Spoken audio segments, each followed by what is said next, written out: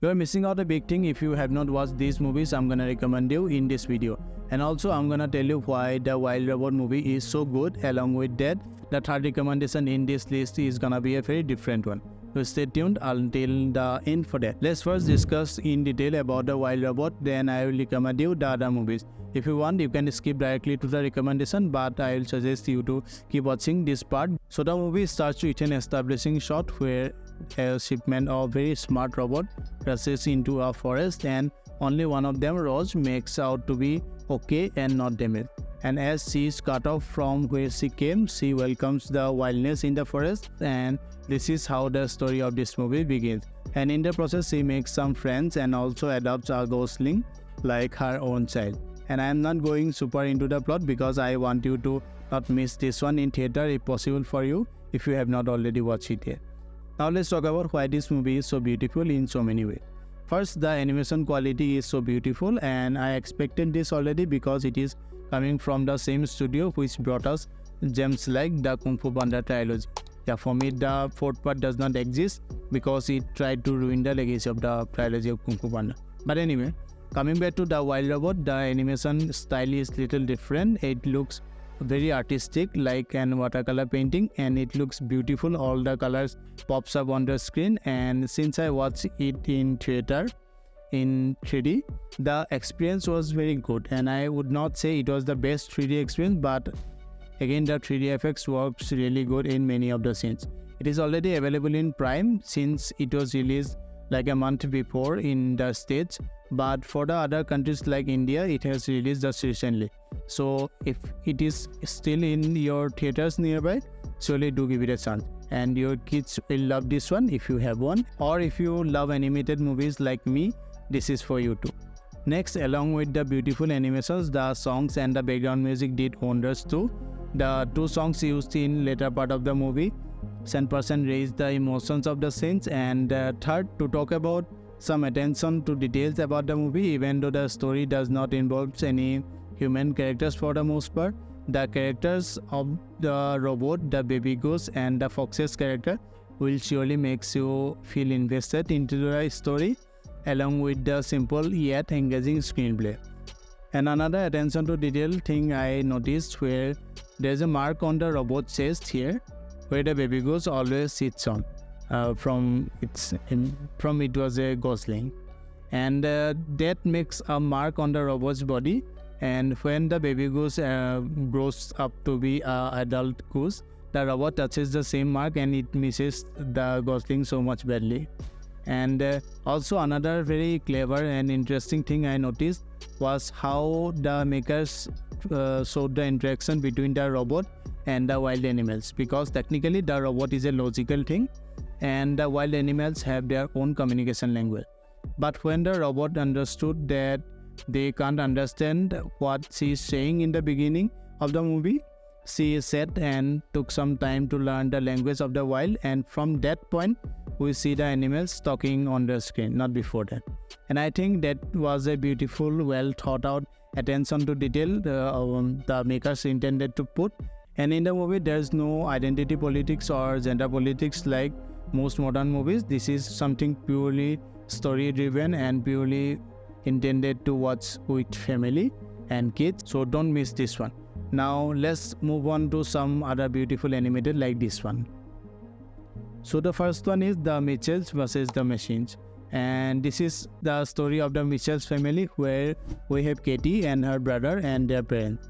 Katie wants to become a quirky filmmaker from her childhood, and on the other hand her father does not like technology much, so he does not show much support to his daughter. It's not like that he does not love his kids, he loves them so much, and he wants to do anything for anything to make them happy.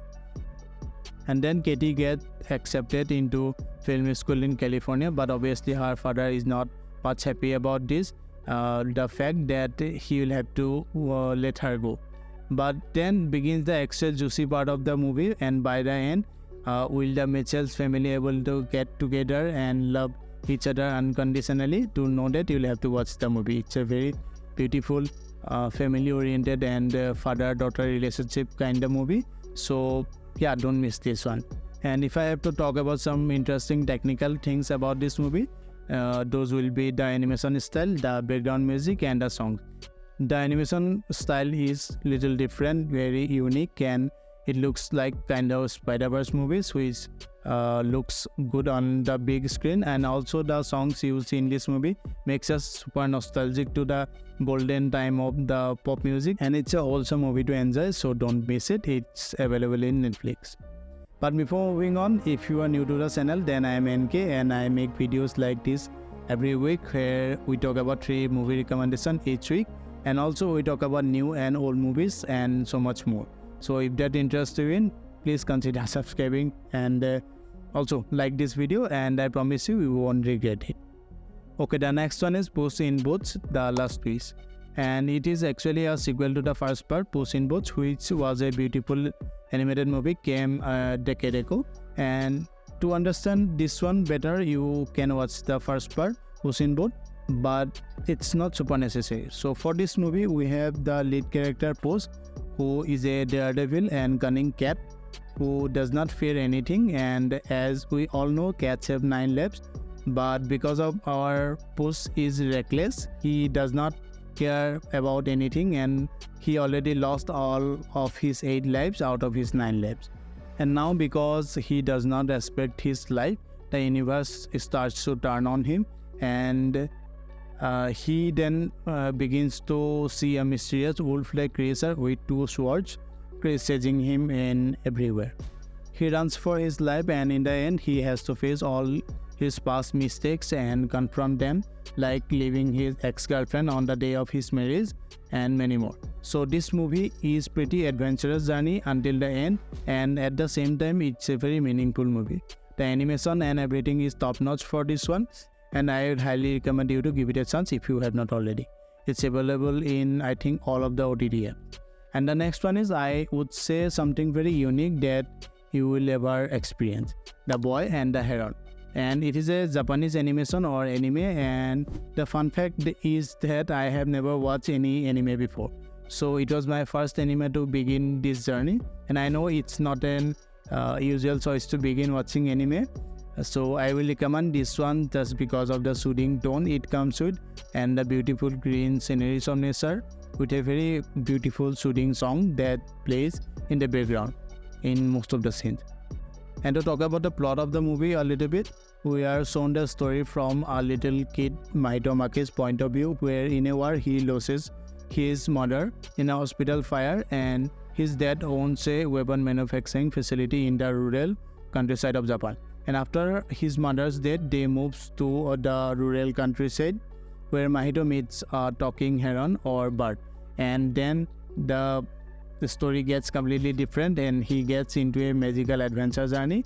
The story is, I think, kind of complicated. I felt I myself had to watch the movie 2 times to understand, but that's not the point of this movie according to me, and I want you to watch this movie to experience the beautiful visuals and the soothing tone. The English version of this movie has all the popular actors voicing the roles, like Robert Pattinson, Christian Bale, and Florence Pugh, Mark Hamill, Dave Bautista, Karen Fukuhara, etc. But I have watched the original Japanese version only, since I always prefer to watch any movie in the original language. But you let me know how's the dubbing if you have decided to watch it in English. And with this, if you want to watch some good recommendation like this, check out the other videos on my channel and subscribe to the channel, because why not? And let me know if you have any other recommendation of your own. So stay fit and keep watching Fitwatcher, and I will see you very soon. Bye bye.